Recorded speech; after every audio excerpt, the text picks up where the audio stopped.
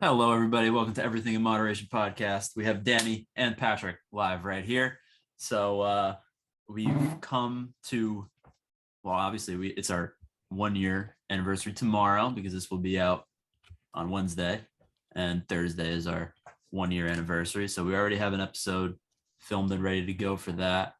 But due to recent developments in a place called Afghanistan, we felt it necessary to give a little update because a lot has changed in a couple weeks. Circle back.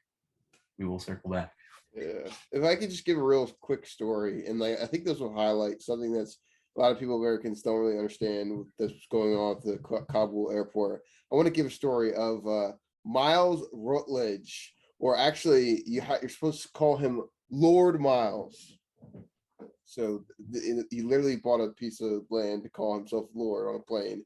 And he streamed this whole entire thing of him going to Kabul in Afghanistan during this time when it happened.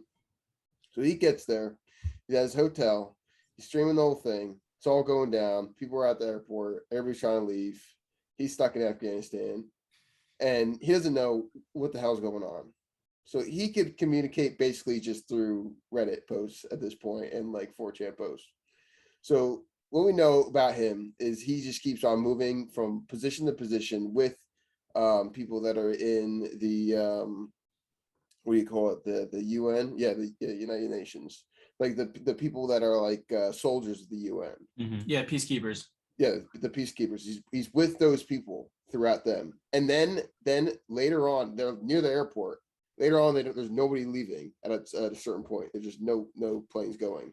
They take him out, and they are like so far away at Kabul from this part, this secret area. Why? And it's because these ISIS people came from these prisons and came to Kabul. So they didn't want them to go murder all the Americans because they're basically going to go on a rampage. So they put them in this like secret area. And guess what they did? The United States worked with the Taliban to secretly take these people and put them like through secret entrances into Kabul airport to get them through. And why am I highlighting this story? It is a marked difference that we haven't seen in a while when it comes to foreign relations and at least with the Taliban. And, it's something that the American public is largely aware of, but has been happening over a couple of years now. But this is something that we haven't done. We haven't done direct operations with them. This was technically a direct operation with the Taliban. So we are actually shifted our aggression with the Taliban because in the beginning, I mean, they weren't really our objective. Our objective was Al Qaeda, and the Taliban refused to give them up. So we're like, fuck these guys. We're going to go attack them too. So now we're in this weird standstill with them. And, I definitely think the tensions are going to rise and fall. But I think there's definitely going to be a difference in how we handle things from now on. 100%. It is pretty crazy. And now that we are officially pulled out, it'll be interesting to see how relations work between us and them. And especially because we weren't successful with getting everyone that we wanted to get out. Special prayer to the doggies that were left behind. That was I heard about that animal shelter. Because the girl didn't want to leave the dogs behind. It's like, damn, bro, you're fucking savage. Like I could not do that. I'm sorry. I'm not staying for dogs. I guess that's just me, is my moral compass right there. Sorry guys, but I'm going on a plane, first one out of Kabul. I mean, can't blame you. I would take a couple dogs. I would take a couple dogs though too. He's like holding a dog and like, let it on the plane. And the guy's like, no, I can't. He's like, I'm gonna fucking die right here, bro. I mean, they were military dogs too, so they could probably just like bite some asses. Pretend you're blind. Just have them on a leash. Be like, okay, see. It's my service dog. Patrick, what are you thinking? So, as I'm getting more context, and especially on even prior to the mission of taking troops out, I didn't have the full context on any of the peace related to the beginning when we first came in. So we had a very low amount of troops, as we know, maybe less than 3,000 was the number. And, President Trump wanted to take troops out. That's the mission, to fully get out. But, something that's interesting, especially when you think of the context of just the Middle East in terms of who are the key players, how do certain terrorist organizations affect other countries such as Oman, Saudi Arabia, Afghanistan, even Pakistan nearby. We can think US interests all we want, which is something that I tend to do. I like to be a little more isolationist. So this might go a little bit against, my typical thought, my linear ideology. But by taking out the troops fully and in the way that we did it, leaving the Taliban with this weaponry, also leaving the dogs, what you do is you create more tension for the Middle East, you create more instability, because if you really think about it, when the US troops were there, although there was just a small amount of troops, there was more peace. I know I've always had a difficulty understanding what the exact mission was after we first deployed them. But then you do realize now that they're all gone, you have the Taliban, they take over the area, and who knows what's going to come off next. But there were barely any, there was like one tragic killing in the past 18 months, 16 months. That doesn't seem like all out war to me. It seems almost like a Cold War scenario. So you have to think to yourself, could they have done this differently? How so? And, if not just the Americans affected, not just the 13 Marines, but then you also have a few hundred Afghan citizens murdered as well. You have translators, their tongues being cut out. You have someone, allegedly, I think I saw an image of somebody being hanged from a Black Hawk. These aren't images that we want, but no one's ever going to be happy in any decision that you make anyway. I still don't think, I do change my decision from last time we talked about this, so I think it could have been done differently. So it's super tragic. It's even worse for the Middle East. And also, these organizations grow quickly. ISIS grows quickly. We might feel safe now because they're all the way over there. They could come here, just like they go to France. So that's my scoop on it. It's pretty crazy how they figured out how to use a Black Hawk in a matter of weeks. What's funny? If you ever do and try doing the training for any kind of helicopter, the concepts are weird. Once you get the hang of it, it actually isn't that hard. Mm-hmm. So they probably watch a YouTube video and it's like, all right, I'm just doing it. Because all you do is you flip on auto hover, you're safe. So you can go up and down if you don't know how to fly and be fine. But if you don't know how to fly, turn off auto hover, you're going to and just fucking fly. If they can figure out how to use a Black Hawk, you'd think they'd figure out about China with the Uyghur Muslims, but I guess not yet. Yeah. So one thing I want to highlight just real quick, especially about the Middle East, its current state militarily, is that we have been in operations within there in 20 years, and it's changed very, very much from start to finish. So let me just give you the end bit, because that's what matters, right? Let's go from 2010 to 2020. Basically, in this period, within 2000, like around 10 to like when Obama started like pushing more troops in there. That's what I'm trying to talk about. The reason why we did that is because we wanted to have more patrols and get Taliban out of there. So what the U.S. effectively did was hold a bunch of outposts all around Afghanistan. And the Taliban basically lived in the mountains. So real quick, the Taliban are the equivalent. Has everybody played Fallout? I have not. No? Not Fallout? the game at all? The game? The game. Fallout 3, any other thing. Or like have you ever seen any like crazy like cult like armed members? Like have you ever seen any crazy like zealot like people? Yeah, right. Any kind of fiction. Like these people are literally like it's not fiction anymore. Like these guys are like absolute zealots that will just carry you out and do whatever the hell. And they're smart zealots too. Like they'll literally put a snowball under a mortar because they know the US will immediately bomb them as soon as they like hit any mortar because they'll know where it comes from. They'll put a snowball, delay it, and leave because they don't want to die. Like they're smart and absolutely fucking bonkers. So we've basically just been roaming around this, like basically patrolling our bases, getting shot at Taliban for no reason. for like a decent portion. So then like we started taper off troops and basically had none of that shit anymore. We were just hunkered down at the base. They would shoot at the base and nothing would happen. They wouldn't attempt to charge the base because they know they would get absolutely obliterated. They would like bomb the base, of course, but and then we really just had drone strikes the rest of the time, like major drone operations. And like my big problem with that is like whenever you do any drone operation, you're just gonna have massive, horrible failures that are just gonna really just be just war crimes. You know, like I mean, literally, it just happened, you know, under the Biden administration, like them trying to do a retaliation strike. And this is never a good thing. So it's like, and in order to do those operations, you have to have boots on the ground. That's the logistics of those kind of drone operations.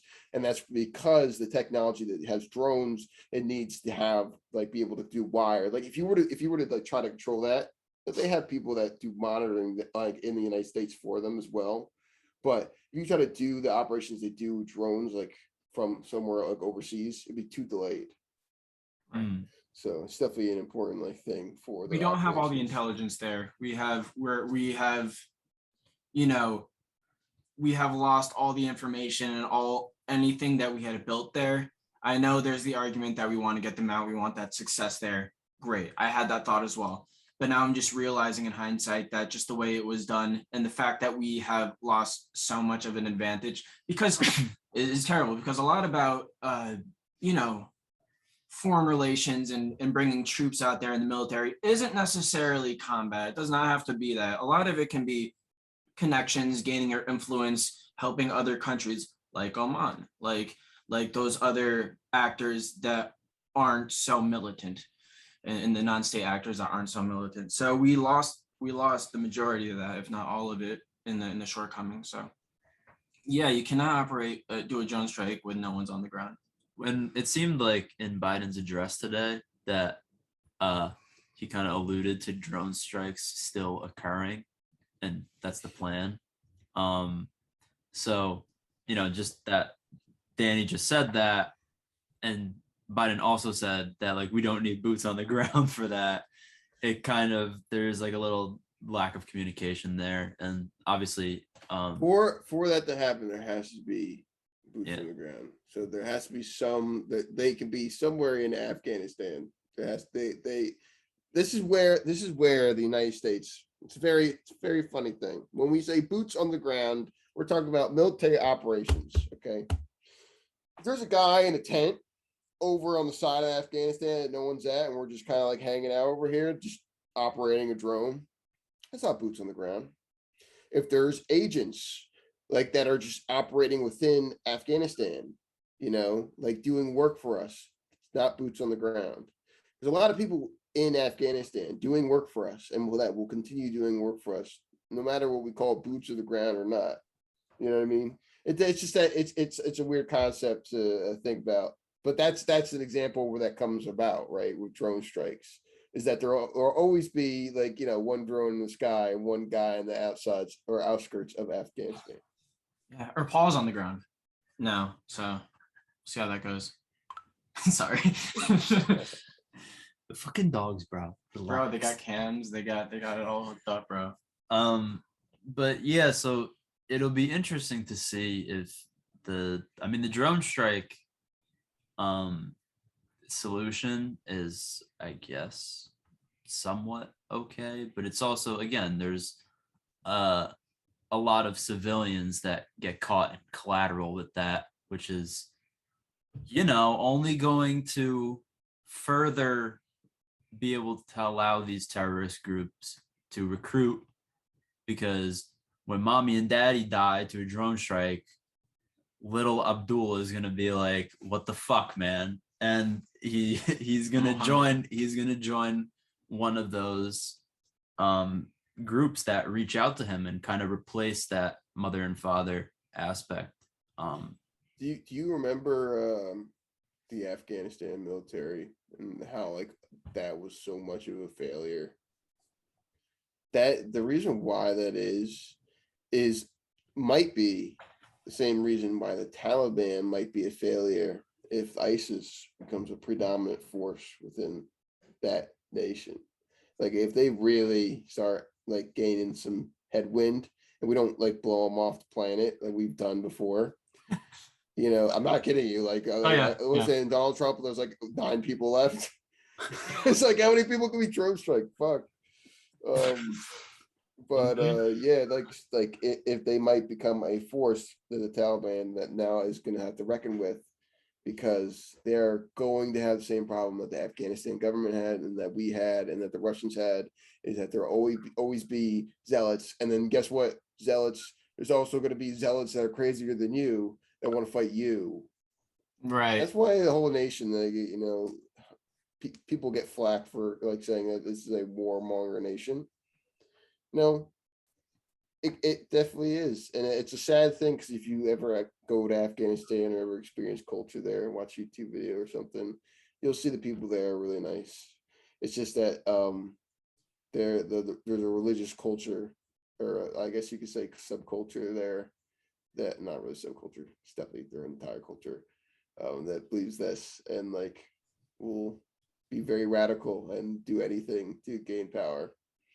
Yeah, and it goes off that lesson that we touched on last time we talked about this. I remember you mentioned it in terms of how people in an authoritarian government, or let's say in this case, a government run by the Taliban, how they think about it. So you have those who are scared, but then you have those who accept it because they believe it might bring security, stuff of that nature. So that's where the US comes in, tries to change the whole culture, try to bring them that democracy, which to us, that seems, like the right thing to try to attempt to do for a lot of people in terms of you have your own freedoms, things like that. Doesn't work all the time. To try to completely reverse a culture, which is not anything close to secular, which is not anything close to the democracy, the checks and balances that we have here, the language, none of it. So it's a complete and utter failure, as Anthony would say. Definitely. Big shout out to Anthony. Yeah. You don't know what you're talking about. Yeah, before you say anything, you don't know what you're talking about. You don't know what you're talking about. I was telling, it's going to be mentioned on the episode on Thursday, but I was saying that if Anthony, like if this podcast grows to a respectable size, we can make t-shirts with Anthony's face on it that says you don't know what you're talking about, and it would just be a very perfect. Oh yeah. So I think one of the things that I'm interested in is seeing how the Taliban interacts with ISIS and other militia terrorist groups in the area, because there is quite a lot of them. I think the Mujahideen does not like the Taliban, so they're going to be fighting back. But to what end are they going to be fighting back now that the Taliban does have more modern equipment?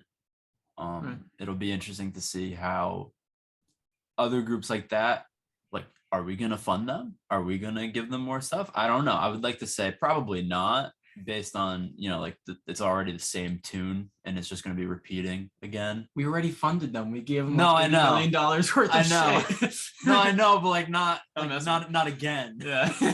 Like, especially like, I think that with the US now, it's almost like you just have to cut your losses and just look past this. There isn't really much. There's not much we could do to rectify the situation without getting exceptionally involved or creating the same scenario over again with like funding a different group to topple this one. I will say there's one thing. I know there's talks about what if we try diplomacy. Like, we're not dealing with Spain. We're not dealing with freaking. There's no diplomacy with these people. They think in one or two ways. It's power and violence. Okay, straight up. No cutting around those corners. No cookie cutting. No Christmas cookie cutting. Power. They don't celebrate Christmas. No, they don't. Exactly. No, none of that fucking shit. Okay, they deal in only one way. Okay. And it's that. That's honestly, that's a good point, because I'll just make a point on zealotry in general. There's a difference between, the Red Scare and Al Qaeda. And that difference is that if Al Qaeda becomes a real thing, right? Like, imagine if Al Qaeda got all his wishes, and everybody was living in an Islamic state. Imagine like living in that. Like the communist Russia is one thing, man. But if you had to live like through that, like there's some communists that came out of that saying, yeah, that was okay, right? Just because that's how communists are, right? Living within your means. But then there's no one coming out like if I live in that culture, there's no one coming out of that, right? Saying that was a good time living in that kind of Like, yo, remember when he did that one thing? Yes. The one thing I want to point out is that the main goal for the Taliban right now is to eradicate ISIS. And why do I say that? What did what did they learn from Al Qaeda? That if we let these groups be fucking crazier than us and start freaking throwing planes into towers in the United States, guess what? The United States is going to respond in massive military force. And last time that happened, nearly like actually, it accounted for the second cause of death in Afghanistan. Like there's cardiovascular disease. Of course, that's top. Second is that. And then third, guess what it is? Influenzas. That's why I pointed out to people, like there's a lot of people going around right now for some reason. I don't know why they're saying this. And they're like, why aren't the Taliban vaccinating themselves? Why are they like, I don't know, bro. They're zealots, dude. And then you look at their rates of death, and like the third one right there is influenza. Also being buried and pelted with rocks or COVID. I don't know which one I prefer. It's your heart's giving out, getting shot, or you're getting sick and dying. Yeah. So your option. So Danny, do you think that the Taliban's going to be more isolationist and just try to snuff out all of the issues in the country first and then just kind of sit on that? Or do you think that this is kind of just like a precursor to them maybe looking outward? So if when you ever look at Afghanistan in the long term, and this is going to be a very weird take just to even talk about, I don't think a lot of people are going to be living there in a decent portion of time. And here within lies the problem. We're going to have a massive migration crisis, and it's going to be within our lifetimes. All those people that are within Afghanistan or living in desert conditions are not going to be able to live there anymore. Can you guess why? If there's humidity that is over 90% in the area, which will happen because how climate changes will draw more humidity to deserts and cause these conditions, the human body will just snap and die within 10 to 15 minutes. And you even have these conditions sometimes happening, not for a long time, of course, in like Florida and stuff like that, where the sweat can't beat up on your skin, and then you just be like, a perfectly healthy person like me would be walking around and I just drop dead. So they and not only that, they're running out of water, drastically running out of water. They actually, I'm pretty sure, have ran out of water and somehow are still surviving.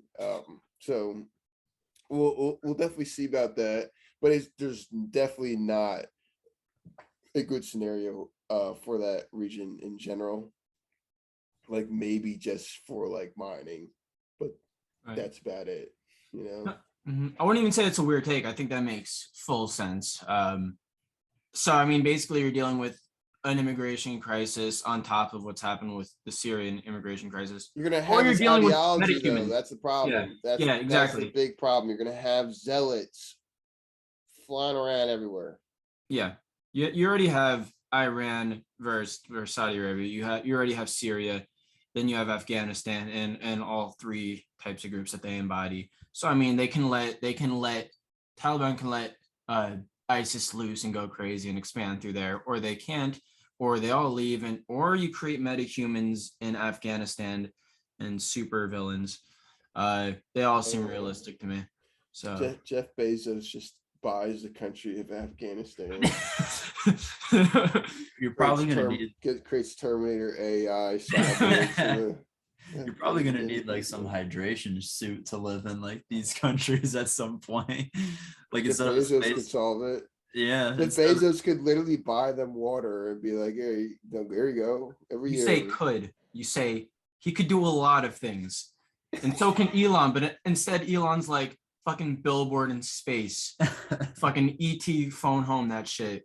Okay. I feel like when it's people see that, like you know we fucked up. You know we're just gonna die as a society. There's the billboards and advertisements in space. I don't Like, believe yeah, that. we went down the wrong road, bro. Fuck. It's just about having a good time, not a long time at that point for them. Yeah.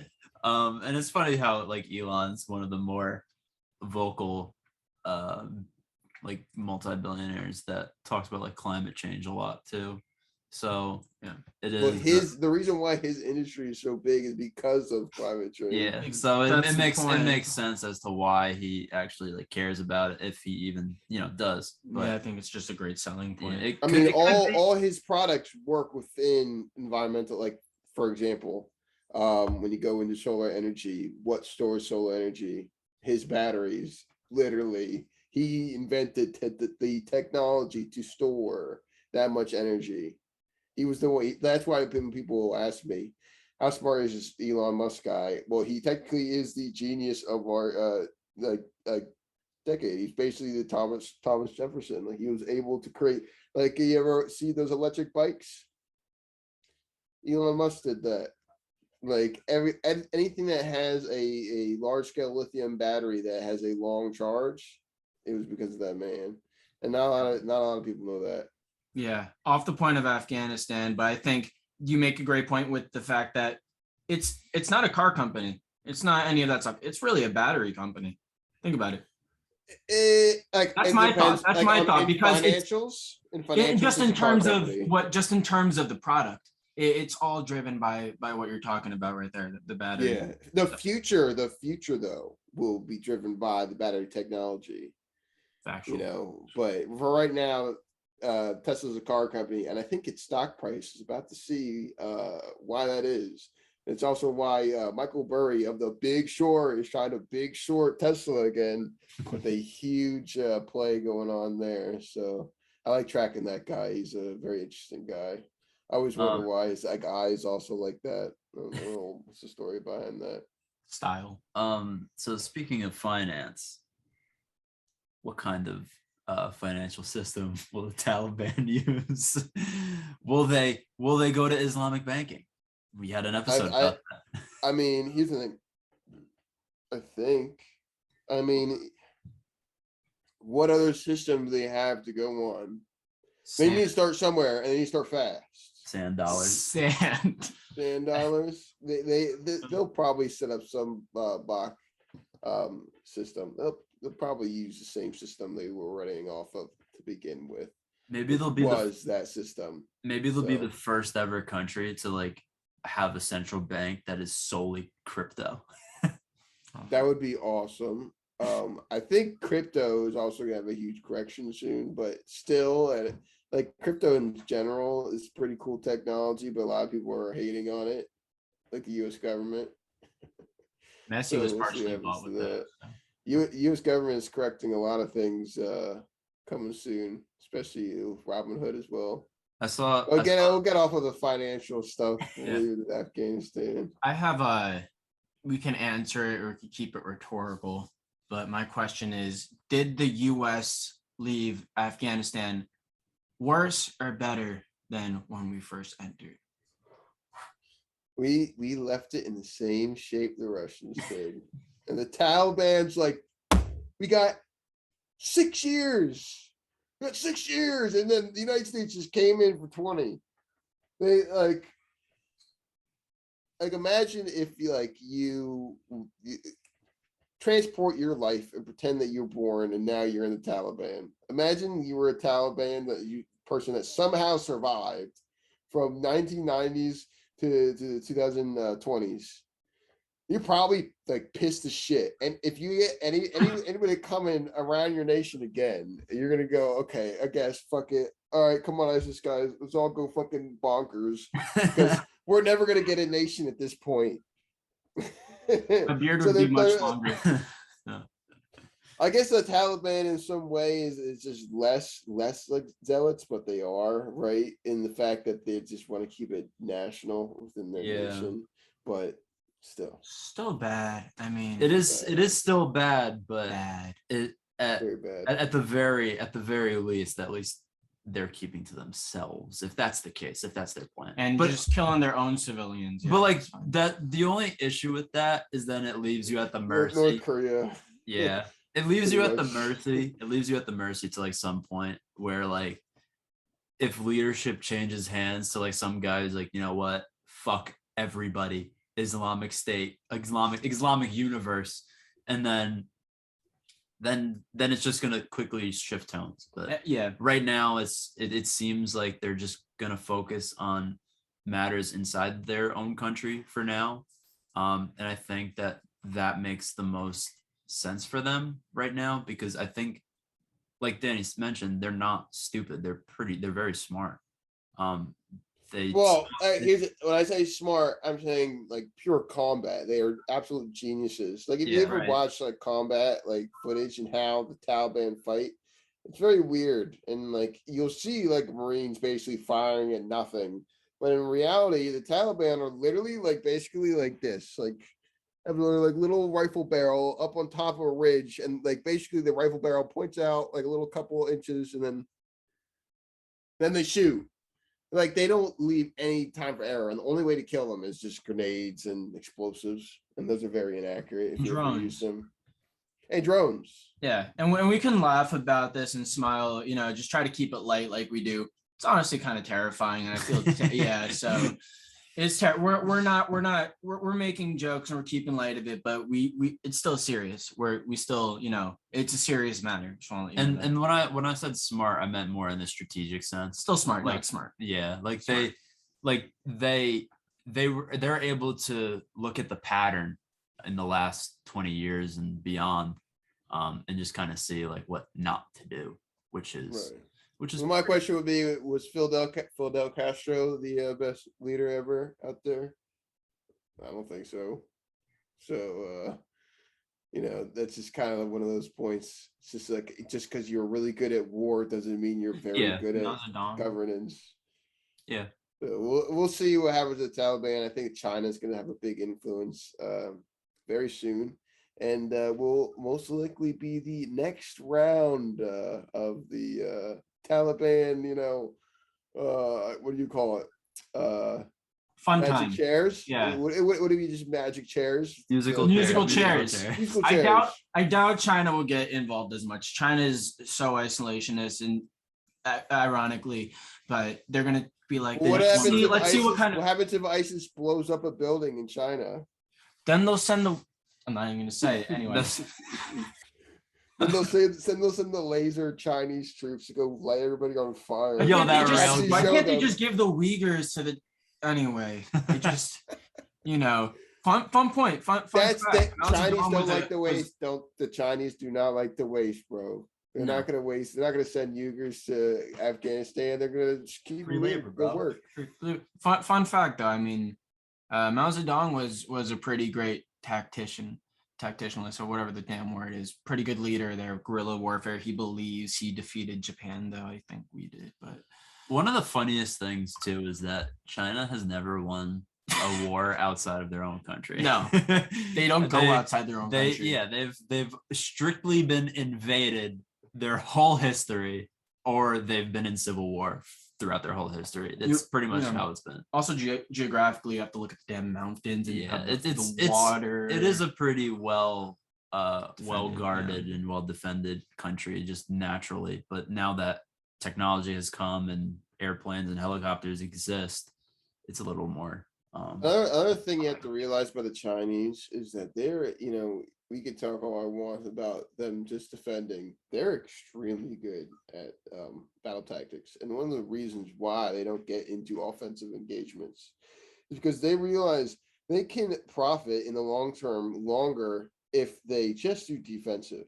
And they can do defensive in different ways. And what their version of offensive combat isn't combat. Guess what it is?